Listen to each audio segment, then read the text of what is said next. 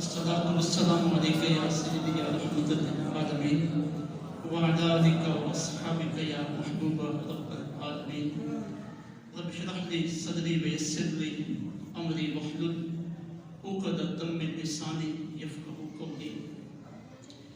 کہا صلی علی سب نے فلک سے بھی خطاب آئے، کہا صلی علی سب نے فلک سے بھی خطاب آئے، قدم بوسی کی خاطر آفتاب و مہتاب آئے، جلوں میں دین و ایمان علم و دانش ہم رکاب آئے، زمین کی جاگ اٹھی قسمت جناب بو تراب آئے۔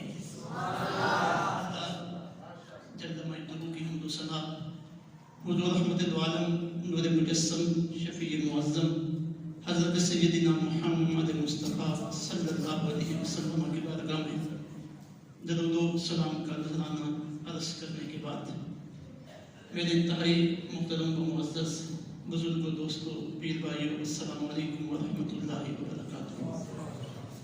اللہ جل مجدہ کی توفیق و عطا اور اس کی عنایت سے مجھے اور آپ کو بزرگان آستانہ علیہ قادریہ قاسمیہ ٹھوڑا شریف کے زیر سایہ نماز جمعہ کی ادائیگی کا موقع میسر آ رہا ہے۔ بارگاہ خداوندی میں دعا ہے ہم سب کی حاضری اپنی بارگاہ میں قبول فرمائے۔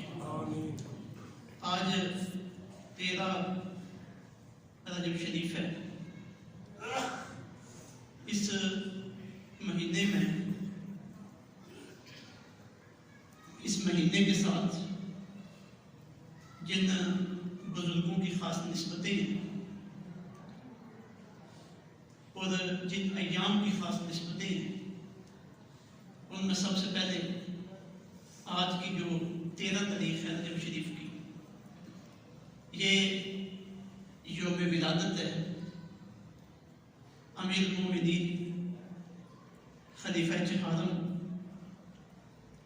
مولا کائنات حضرت سیدنا علی المرتضیٰ رضی اللہ تعالی عنہ کا آج آپ کا یوم ولادت ہے۔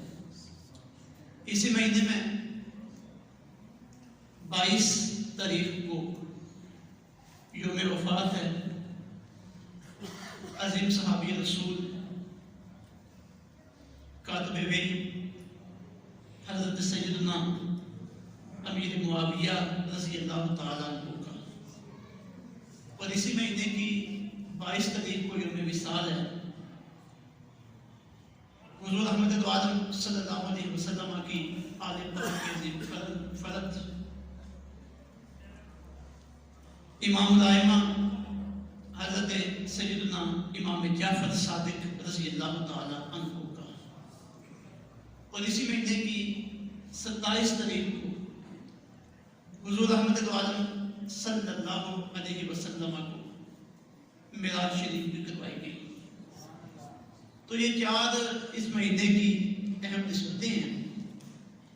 آج انشاءاللہ حضرت سیدنا علی المرتضیٰ رضی اللہ تعالیٰ عنہ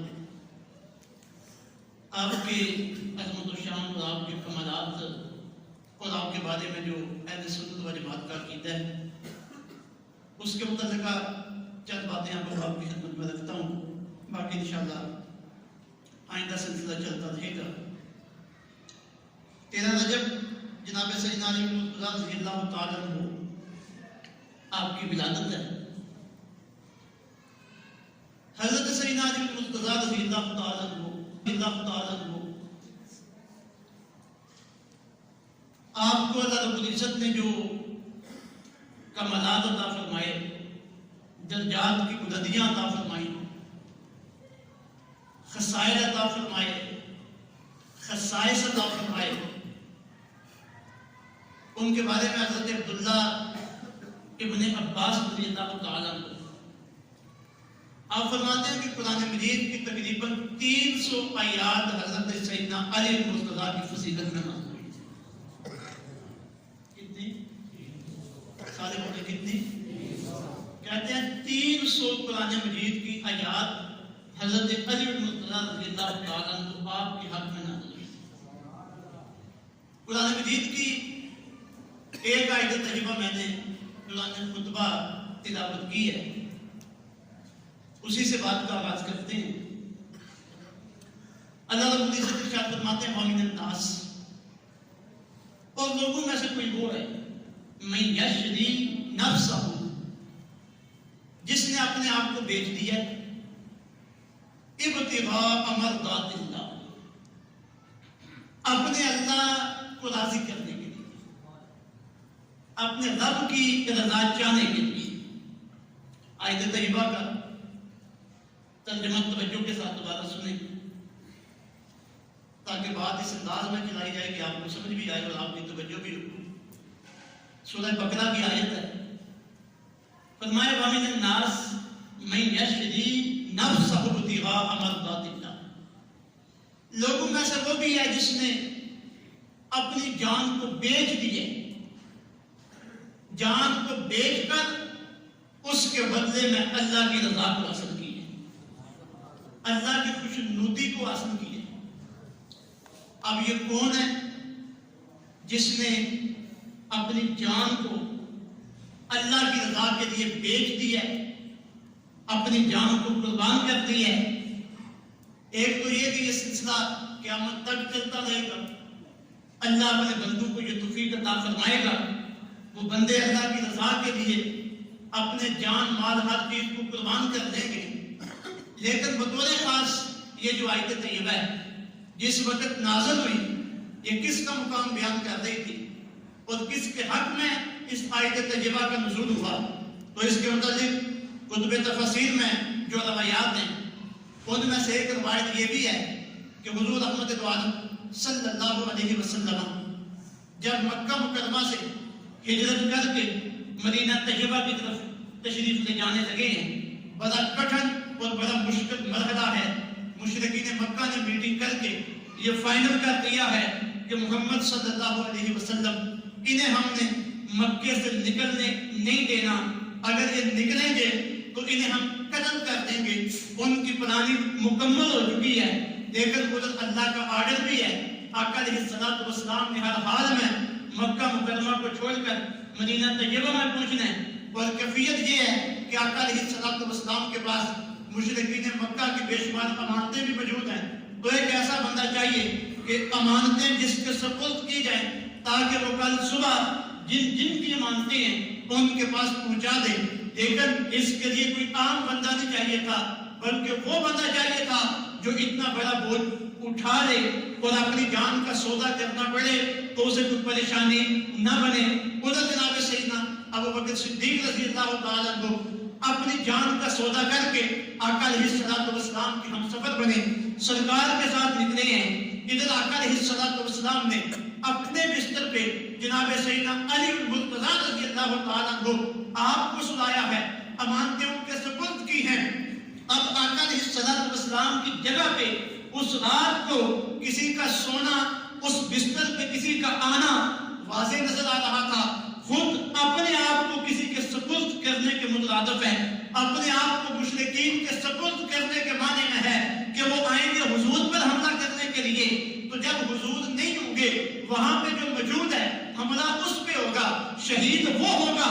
بڑا مشکل مرحلہ تھا، لیکن جناب سیدنا علی المرتضیٰ رضی اللہ تعالیٰ عنہ آپ نے حضور کی خاطر، اللہ کے دین کی خاطر اس مشکل کو بھی برداشت کیا اور اپنی جان کو حضور کے سپرد فرما دیا۔ سرکار نے جو امانتیں سپرد کی انہیں لے کے سرکار کے بستر پہ تشریف فرما ہو گئے۔ اب حضرت علی المرتضیٰ تعالیٰ عنہ آپ کا اپنے آپ کو سرکار کے سپرد کر دینا اور مشرک جو بھی حملہ کرے اسے قبول کرنے کے لیے تیار رہنا، اپنی جان قربان کرنے کے لیے رضامند ہو جانا، جب یہ سلسلہ پیش آیا اللہ رب العزت کی طرف سے تحسین ہوتی ہے، اللہ کی طرف سے قبولیت کی سند ملتی ہے، آیت نازل ہوتی ہے وَمِنَ النَّاسِ مَن یشری نفسہ ابتغاء مرضات اللہ، کہ بندوں میں سے ایک وہ ہے جس نے اپنی جان کو اللہ کی رضا کے لیے فروخت کر دیا ہے۔ تو یہ سب سے پہلے اپنی جان کو اللہ کے لیے رضا کے لیے فروخت کرنے والا ہے، اس کا نام مولا علی المرتضیٰ ہے، وہ جناب سیدنا علی المرتضیٰ ہیں۔ اور امام راضی رحمۃ اللہ اللہ تعالیٰ علیہ نے تفسیر کبیر میں ایک بڑی خوبصورت بات لکھی ہے اس واقعہ کے متعلق۔ کہتے ہیں کہ اس دن جب یہ واقعہ پیش آیا، جناب سیدنا علی مرتضیٰ رضی اللہ تعالیٰ کو بستر پہ آقا علیہ الصلوۃ والسلام کے بستر پہ تشریف فرما ہے، اور ادھر آسمانوں میں اللہ رب العزت نے فرشتوں سے پوچھا، اے فرشتوں تم بھی یہاں پہ اکٹھے رہتے ہو اور ایک دوسرے کے ساتھ تمہارا ملنا جلنا ہے اور آپس میں تم بھائی بھائی ہو، کیا ممکن ہے کہ تم میں سے کوئی دوسرے کے لیے جان قربان کرے؟ اللہ کن سے پوچھ رہے ہیں؟ فرشتوں سے، کہ ایسا ہو سکتا ہے کہ تم میں سے کوئی دوسرے کے لیے جان قربان کرنے کے لیے تیار ہو جائے؟ تو فرشتے کہتے ہیں مولا کام مشکل ہے، کام اپنی جان کسی دوسرے کے لیے قربان کرنا، اپنی جان کو کسی دوسرے کے سپرد کر دینا مولا کام مشکل ہے۔ اللہ نے فرمایا تمہیں یہ مشکل نظر آتا ہے، زمین پہ دیکھو علی المرتضیٰ نے اپنے بھائی جناب مصطفیٰ کے لیے اپنی جان کو قربان کرنے کے لیے وہ تیار بیٹھی ہیں، ان کی جگہ پہ بیٹھے ہیں، جان قربان کرنے کے لیے تیار بیٹھے ہیں۔ اب حضرت جبرائیل امین آسمانوں سے آتے ہیں، جناب سیدنا علی المرتضیٰ رضی اللہ تعالیٰ عنہ جس جگہ پہ حضور کی نیابت میں جہاں پہ تشریف فرما تھے، جبرائیل امین نے آ کے آواز لگائی، علی تجھے مبارک ہو، اس وقت تیرا مقام وہ ہے، ان اللہ یباہی بہم الملائکہ، علی اللہ فرشتوں کے سامنے تیرے اوپر فخر فرما رہا ہے، اللہ فرشتوں کے سامنے تیرے اوپر فخر فرما رہا ہے۔ فرشتوں دیکھو علی اپنی جان کو اپنے بھائی جناب سیدنا محمد مصطفیٰ کے لیے ہتھیلی پہ رکھ کے بیٹھا ہوا ہے کہ جس نے ان پہ حملہ کرنا ہے وہ میرے اوپر حملہ کرے۔ یہ جناب سیدنا علی المرتضیٰ رضی اللہ تعالیٰ عنہ ہیں۔ آج جن کا یوم ولادت ہے، اہل سنت و جماعت کا عقیدہ بڑا صاف ستھرا ہے، بہت پاکیزہ ہے، اور قرآن اور آقا علیہ الصلوۃ والسلام کے فرمان کے مطابق ہے، اور اس بات کی ضرورت بھی ہے ہم جتنے بھی سنی ہیں ہم جہالت کے اندھیروں میں نہ رہیں، بلکہ اپنے عقائد و معاملات، اعمال اور نظریات سے ہمیں آگاہی ہو۔ اہل سنت و جماعت کے نزدیک جناب سیدنا علی المرتضیٰ رضی اللہ تعالیٰ عنہ آپ بہت بڑے مقام، مرتبے، عظمت اور شان کے حامل ہیں۔ آپ کی جو من جملہ شانیں ہیں ان میں اس سے بڑھ کر آپ کی کیا شان ہو سکتی ہے کہ حضور رحمت دو عالم صلی اللہ علیہ وسلم نے جناب سیدنا علی المرتضیٰ کی پرورش کی، حضرت علی کی پرورش کی ہے۔ آپ کے باپ جناب ابو طالب اولاد ان کی زیادہ ہے، تو ان کے بھائیوں نے اور ان کے رشتہ داروں نے یہ فیصلہ کیا کہ ابو طالب ہمارے کفیل ہیں، وہ ہمارے سارے گھر کی ذمہ داری ان کے اوپر ہے، ہمارے سربراہ ہیں، تو کیا یہ اچھا ہم ان کا بوجھ آپس میں تقسیم کر دیں۔ تو جب ان کے بیٹوں کو ان کے عزیزوں نے، رشتہ داروں نے آپس میں تقسیم کیا تو حضرت سیدنا علی المرتضیٰ رضی اللہ تعالیٰ عنہ آپ کے مقدر پہ قربان جائیں، آقا علیہ الصلوۃ والسلام کے حصے میں جناب علی المرتضیٰ آئے، آنکھ کھولی تو سامنے چہرہ مصطفیٰ ہے، بچپن حضور کے قدموں میں گزرا ہے۔ آپ خود فرماتے ہیں کہ مجھے آقا علیہ الصلوۃ والسلام اپنی گود میں بٹھائے، بچپن ہے، سرکار پرورش فرما رہے ہیں، آقا علیہ الصلوۃ والسلام اپنی گود میں بٹھاتے ہیں، کہتے ہیں جب میں آقا علیہ الصلوۃ والسلام کی گود میں بیٹھتا تو میں آقا علیہ الصلوۃ والسلام کے جسم اقدس کو بوسے دیتا۔ یہ بھی بچپن ایک عمر ہے، سرکار کے جسم کے بوسے نصیب ہو رہے ہیں، کہتے ہیں میں سرکار کے جسم کو بوسے دیتا، سرکار کے جسم کو چومتا، کہتے ہیں آقا علیہ الصلوۃ والسلام کے جسم اقدس سے مجھے جنت کی خوشبو آیا کرتی ہے۔ یہ بچپنے کے معاملات ہیں، سرکار کی بارگاہ میں پرورش ہو رہی ہے، اور پھر اس سے آگے بڑھ کر اگر ہم ان کے مقام مرتبے کو دیکھتے ہیں، آقا علیہ الصلوۃ والسلام نے اپنا بیٹا بھی بنایا، اپنے پرورش میں بھی دیا، اور پھر آپ کے یہ علم میں ہے کہ آقا علیہ الصلوۃ والسلام کے من جملہ فضائل اور سرکار کے کمالات میں ایک بات یہ بھی شامل تھی کہ اللہ رب العزت نے آپ کی اولاد مدینہ کو، آپ کے بیٹوں کو جوانی کی عمر تک نہیں پہنچنے دیا۔ اب آگے اولاد کا سلسلہ چلنا تھا، تو آپ کی اولاد کا سلسلہ عام دنیا کے رواج سے اور دنیا کے قانون سے ہٹ کے ہوا لوگوں کی نسل ان کے بیٹوں سے چلتی ہے.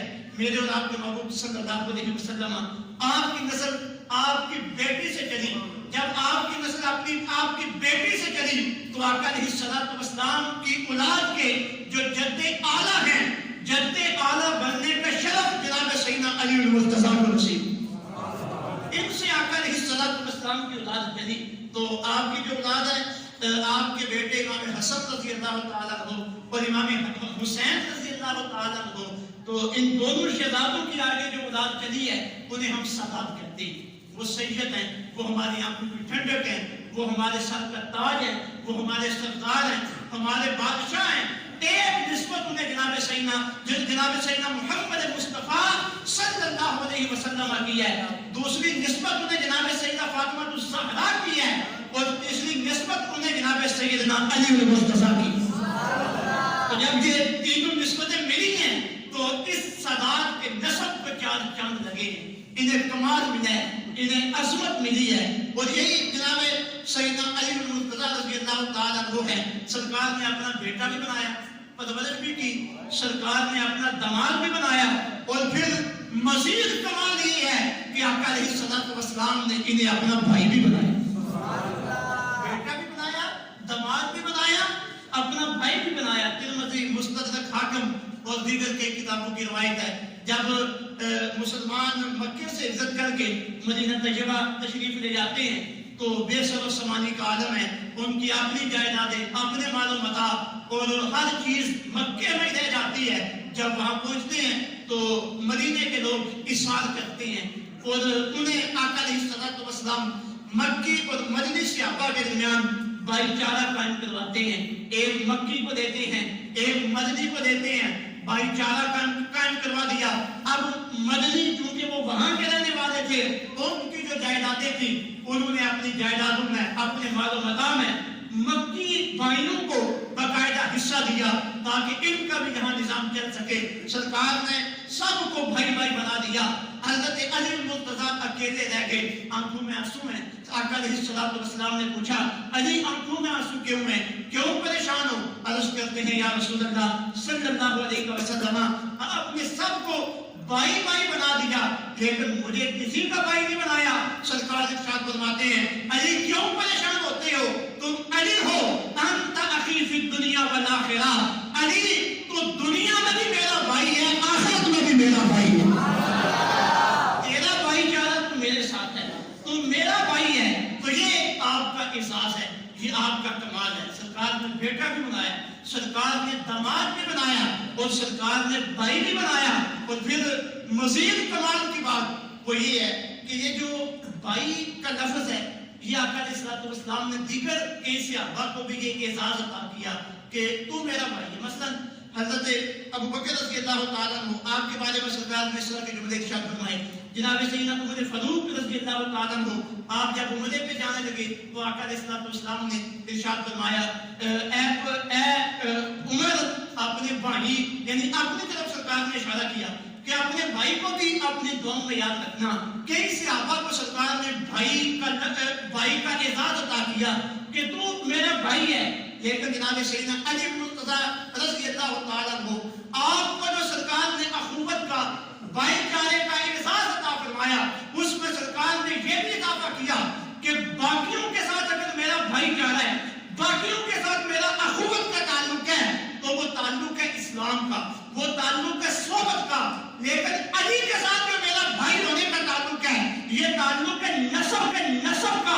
اور آگے سرکار نے خود بھی ارشاد فرمایا کہ میرا جو بھی کوئی کام کرنے والا ہو یا میں نے کوئی کسی کی رقم ادا کرنی ہے، فرمایا علی کے علاوہ اور کوئی میری ادائیگی نہیں کر سکتا. علی کے علاوہ اور کوئی میری ادائیگی نہیں کر سکتا. یعنی سرکار نے جب بھائی کہا دوسرے لوگوں کو بھی، حضرت علی کو بھی، تو ساتھ انہیں مزید انفرادیت عطا کی، مزید انہیں ممتاز کیا کہ علی تو میرا وہ بھائی ہے جو نسب کا بھائی ہوتا ہے، اور تو میرا وہ بھائی ہے جو کسی کا وارث بنتا ہے، جو کسی کے قرض کو ادا کرتا ہے، جو کسی کی طرف سے رقم کو ادا کرتا ہے. تو یہ وہ جناب سیدنا علی المرتضیٰ ہے. اور پھر حضور کا پیار کتنے، بیٹا بنایا، داماد بنایا، بھائی بنایا، اعزاز عطا کیے، اور پھر سرکار نے پیار کتنا کیا، محبت کتنی کی اور کمال کتنا عطا فرمایا۔ حضرت سیدنا علی مرتضیٰ رضی اللہ تعالیٰ عنہ کی قیادت میں آقا علیہ الصلوۃ والسلام نے ایک لشکر جنگ کے لیے بھیجا، لشکر چلا گیا، جنگ ہوئی، جب وہ لشکر واپس آنے لگا خبر ملی کہ حضرت علی مرتضیٰ رضی اللہ تعالیٰ عنہ آپ کی قیادت میں گیا ہوا لشکر واپس آ رہا ہے۔ آقا علیہ الصلوۃ والسلام نے ہاتھ اٹھائے، ہاتھ اٹھا کے اللہ کی بارگاہ میں دعا مانگتے ہیں، اللہ علی کا لشکر واپس آ رہا ہے، میں تیری بارگاہ میں عرض کرتا ہوں اس وقت تک مجھے موت نہ دینا جب تک میں علی کا چہرہ نہ دیکھ لوں، اس وقت تک مجھے موت نہ دینا جب تک میں علی کا چہرہ نہ دیکھ لوں۔ یہ دیکھیں محبت کی انتہا ہے، بیٹا بنایا، داماد بنایا، بھائی بنایا، اور پھر سرکار نے محبت کا اظہار یوں کیا کہ مولا جب تک میں علی کو نہ دیکھ لوں تب تک مجھے موت نہ دینا۔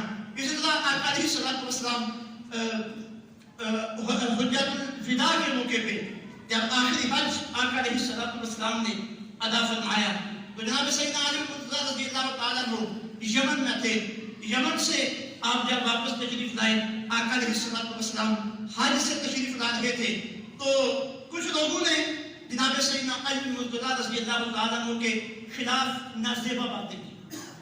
اب آپس میں جب لوگ رہتے ہیں تو بھائی بھائیوں میں بھی کسی معاملے میں اختلاف پیدا ہو جاتا ہے اور جذبات میں آ کے بندہ کسی کے بارے میں کوئی بات کہہ دیتا ہے۔ اب جن کے متعلق ہم بات کر رہے ہیں کہ کسی نے کوئی نازیبہ بات کی، ایسی بات کی جو حضرت علی مرتضیٰ رضی اللہ تعالیٰ عنہ نے جسے پسند نہیں کیا یا آقا علیہ السلام نے جسے پسند نہیں کیا، تو اس سے مراد یہ نہیں کہ وہ لوگ دائرہ اسلام سے خارج ہو گئے، نہیں، بلکہ جو سرکار کی صحبت کے اندر تھے وہ کوئی عام نہیں تھے، یہ وہ لوگ ہیں جنہیں اللہ کے قرآن نے صحابیت کا اعزاز عطا فرمایا۔ تو وہ بڑے مقام و مرتبے والے لوگ، تو ان کے معاملات بھی بڑے ہیں، ممکن ہے انہوں نے کوئی ایسی بات کی ہو جو جائز ہو، لیکن ان کا چونکہ مقام و مرتبہ بڑا ہے اور بڑے مقام و مرتبے کی وجہ سے ان کی وہ بات بھی اللہ کو پسند نہ آئی، وہ بات بھی رسول اللہ صلی اللہ علیہ وسلم کو گوارا نہ گزری ہو، تو یہ بات پکی یاد رکھ لیں کہ رسول اللہ صلی اللہ علیہ وسلم کے جتنے بھی صحابہ کرام ہیں اور ان میں جو اہل بیت اتحاد کے افراد ہیں، یہ جتنی بھی عظیم جماعت ہیں جنہیں رسول مکرم صلی اللہ علیہ وسلم کی صحبت نصیب ہوئی ہے، جو صحابی بنے ہیں، انسان تھے، غلطیاں ہوتی ہیں، آپس میں چپکلش اختلاف بھی ہو جاتا ہے، لیکن ہمارا یہ سنت و جماعت کا عقیدہ ہے، جو عقیدہ ہمیں قرآن نے دیا ہے، جو عقیدہ ہمیں رسول مکرم صلی اللہ علیہ وسلم کے فرمان نے دیا ہے۔ رسول اللہ کے صحابہ اللہ نے جب انہیں دنیا سے اٹھایا تو اگر دنیا میں رہتے ہوئے ان سے کوئی غلطی بھی ہو چکی تھی، اللہ نے انہیں توبہ کی توفیق عطا فرما دی۔ سرکار کی صحبت کی وجہ سے اللہ نے انہیں پکیزہ کر دیا ہے، اور قرآن میں اللہ نے اعلان کیا ہے لا يستوي منكم من انفق من قبل الفتح وقاتل اولئك اعظم درجة من الذين انفقوا من بعد وقاتلوا وكلا وعد الله الحسنى۔ توجہ کرنا، اللہ فرماتے ہیں میرے نبی کے جتنے بھی صحابہ ہیں مقام سب کا برابر نہیں ہے، مقام سب کا برابر، ان میں سے کوئی ابو بکر بھی ہے، ان میں سے کوئی عمر بھی ہے، ان میں سے کوئی عثمان غنی بھی ہے، ان میں سے کوئی علی المرتضیٰ بھی ہے، کوئی سعد بن ابی وقاص بھی ہے، کوئی خدیجہ الکبریٰ بھی ہے، کوئی فاطمہ الزہرا بھی ہے، کوئی عائشہ صدیقہ بھی ہے۔ مقام برابر نہیں ہے، مقام میں فرق ہے، مراتب میں فرق ہے، کسی کا مقام بہت بلند ہے، کسی کا اس سے کم ہے، کسی کا اس سے کم ہے، کسی کا اس سے کم ہے۔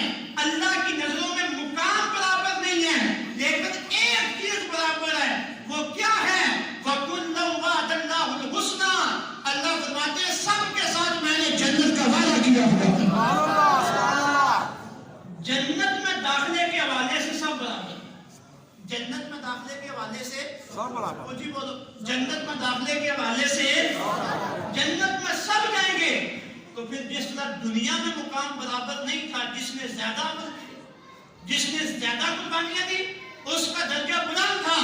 جب جنت میں جائیں گے جنتی سارے ہوں گے، لیکن جنت میں بھی درجوں کا فرق ہوگا. سبحان اللہ. جنت میں بھی درجوں کا.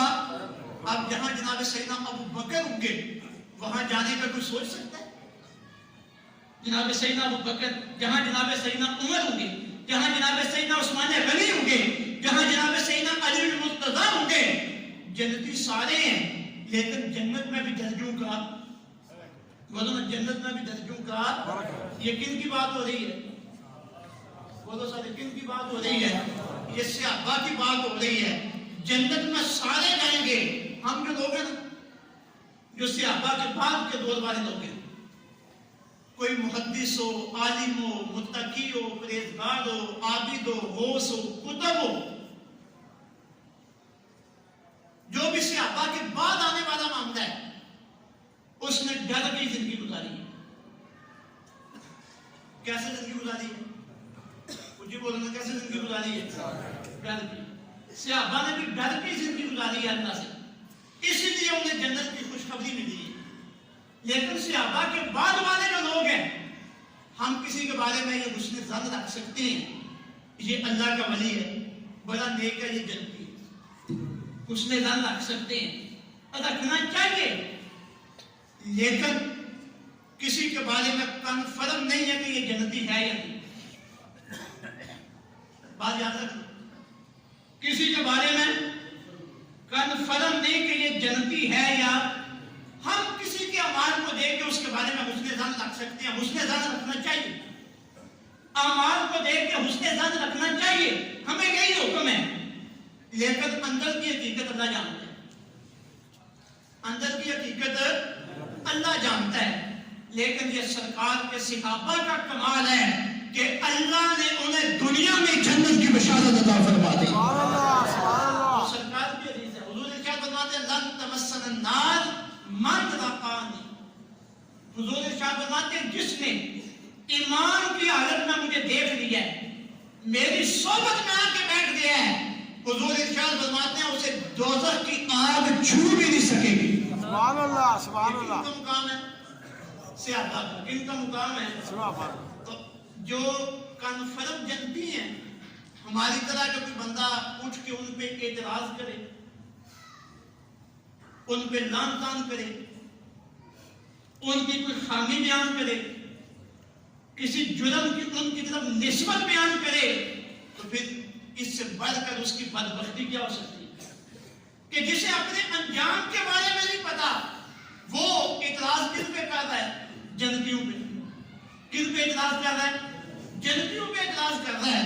تو یہ بات میں نے اس لیے آپ کی خدمت میں عرض کی ہے کہ کچھ لوگ جب صحابہ کی باتیں بیان کرتے ہیں تو ساتھ ساتھ اعتراض کرتے ہیں. دیکھو جی فلاں نے فلاں کو یہ کہا، جس طرح یہ حدیث آئی کہ حضرت علی رضی اللہ تعالیٰ عنہ کے بارے میں کچھ لوگوں نے ایسی بات کی کہ جو سرکار کو پسند نہیں تھی. اور وہ کچھ لوگ اتنے بڑے تھے کہ ہم اپنی عقل سے انہیں تول سکتے. جو بھی ہوا کوئی وقتی ہوا ہوگا، لیکن اللہ نے کیا فرما دیا ہے؟ اعلان فرما دیا ہے کہ گناہوں کو بھی بخش دیا اور جنت میں ان کا درجہ بھی انہیں عطا فرما دیا. تو حضرت علی کے بارے میں جب باتیں ہوئی، آقا علیہ الصلوۃ والسلام تک بات پہنچی. اب دیکھیے سرکار کو حضرت علی سے پیار کتنا ہے، سرکار کو حضرت علی سے محبت کتنی ہے، حضرت علی سے لاڈ کتنا ہے. سرکار نے صحابہ کو اکٹھا کیا. اس جگہ پہ ایک جگہ کا نام تھا خم. کیا نام تھا جگہ کا؟ خم کے مقام پہ سارا مجھے تھے، حج سے واپس آ رہے تھے. جب سرکار کو یہ پتا چلا تو سرکار نے اس جگہ پہ لوگوں کو اکٹھا کیا.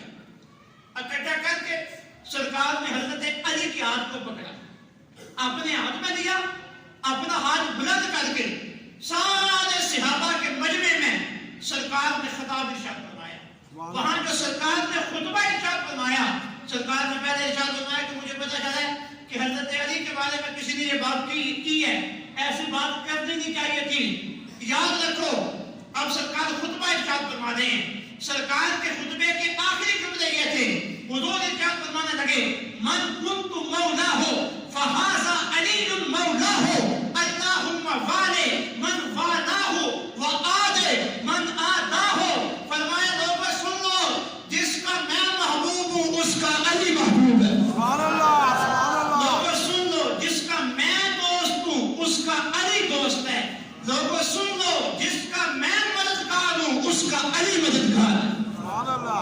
کیا لفظ فرمایا سرکار نے؟ ولی. کیا لفظ بولا حضرت علی کے لیے؟ من کنت مولاہ فہذا علی المولا. فرمایا جس کا میں مولا ہوں اس کا علی مولا ہے. مولا کسے کہتے ہیں؟ لغت میں مولا کے کئی معنی ہیں، ہم سارے معنوں کو مانتے ہیں. مولا کا معنی ہے محبوب. کیا معنی ہے؟ جی بولو ساری، کیا معنی ہے؟ مولا کا کیا معنی ہے؟ محبوب. سرکار نے مجمع عام میں اعلان فرمایا، لوگوں مجھے محبوب رکھتے ہو اور علی پہ اعتراض کرتے ہو. مجھے محبوب رکھ کے علی کو اعتراض کرتے ہو. علی پہ اعتراض اور مجھے محبوب رکھنا، یہ دونوں اکٹھے ہو سکتے نہیں. اگر مجھے محبوب رکھنا ہے تو پھر علی کو بھی محبوب رکھنا ہوگا. من کنت مولاہ فہذا علی المولا. جس کا میں محبوب ہوں اس کا علی محبوب ہے. سبحان اللہ سبحان اللہ سبحان اللہ. محبوب کا بنتا ہے دوست. دوست مولا کا معنی دوست. وہ حضرت حضور نے ارشاد فرمایا کہ لوگوں مجھے دوست رکھتے ہو، مجھے دوست رکھنے کے دعوے دار ہو اور علی کے اوپر اعتراض کرتے ہو. ایسے نہیں ہو سکتا. جو مجھے دوست رکھتا ہے اسے علی کو بھی دوست رکھنا ہوگا. میرے ساتھ یاری ہے، اسے علی کے ساتھ بھی یاری رکھنا ہوگی. من کنت مولاہ فہذا علی المولا. جس کا میں دوست ہوں اس کا علی بھی دوست ہے. اور مولا کا ایک معنی بنتا ہے مددگار. کیا معنی بنتا ہے؟ کیا معنی ہے؟ مددگار. کیا سرکار نے ارشاد فرمایا قیامت تک آنے والے لوگوں کو کہ مجھ سے مدد طلب کرنا چاہتے ہو، امید یہ ہے کہ قیامت کے دن حضور شفاعت کریں گے، قیامت کے دن حضور کام آئیں گے. تو علی کے ساتھ اعتراض کرتے ہو، ایسے نہیں ہوگا. اگر